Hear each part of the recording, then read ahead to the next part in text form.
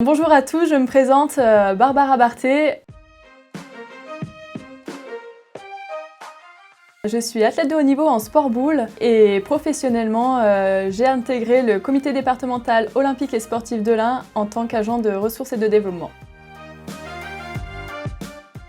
J'ai attaqué le sport très jeune, à l'âge de 3 ans avec le judo. J'ai combiné rapidement 3 sports et à l'âge de 12 ans avec le sport boule, j'ai intégré l'équipe de France. Et ensuite, j'ai continué mon parcours jusqu'à aujourd'hui. Alors le sport boule, il faut savoir qu'il y a 2 parties distinctes. Il y a la partie physique et la partie traditionnelle. Jusqu'à présent, j'étais plus penchée sur la partie physique. La partie traditionnelle, on sera plus axé sur la concentration, l'adresse, la stratégie. Et la partie physique, ça sera plus sur les capacités physiques et sportives, bien sûr avec de l'adresse, sur un temps beaucoup plus court qui sera de 5 minutes. En gros titres, j'ai 4 titres mondiaux, 8 européens et 35 titres nationaux. Alors nous, on est là pour développer le sport dans l'Ain. Mes missions sont donc monter des projets pour développer justement le sport dans l'Ain et je suis aussi chargée sur la communication. Eh bien, on essaye de gérer les deux. En premier lieu, je viens travailler ici et puis en second temps, je m'entraîne pour mes championnats et c'est environ du 5 jours sur 7 d'entraînement en alternance avec le travail. L'égalité des sexes dans le sport.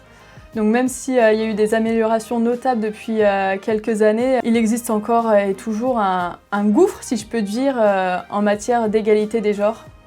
Et donc je me bats encore et encore pour que la femme soit plus reconnue dans notre sport. Eh bien oui, récemment, le sport boule était candidat pour les Jeux Olympiques de 2024 à Paris. Et donc pour l'événement, on avait créé une épreuve mixte, le relais mixte.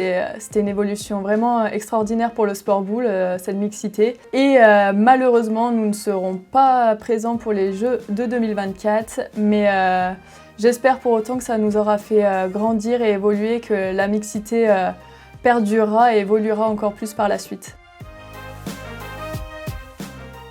Alors oui, je pense que devenir maman en étant sportive de haut niveau, ça nous donne une force supplémentaire. Je peux pas parler personnellement, mais il y a beaucoup de sportifs de haut niveau qui ont eu un enfant et derrière elles sont revenues encore plus fortes et je pense que ça donne cette force supplémentaire, oui.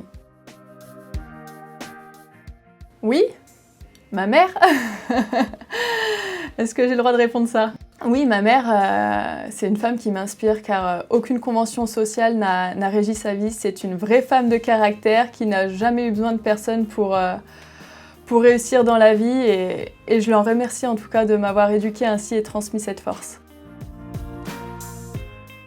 Eh bien les jeunes, fixez-vous des buts, des objectifs et qui que vous soyez, peu importe le sexe, la couleur, la taille, ne laissez personne vous en empêcher, c'est vous seuls les maîtres de votre vie, de votre destin.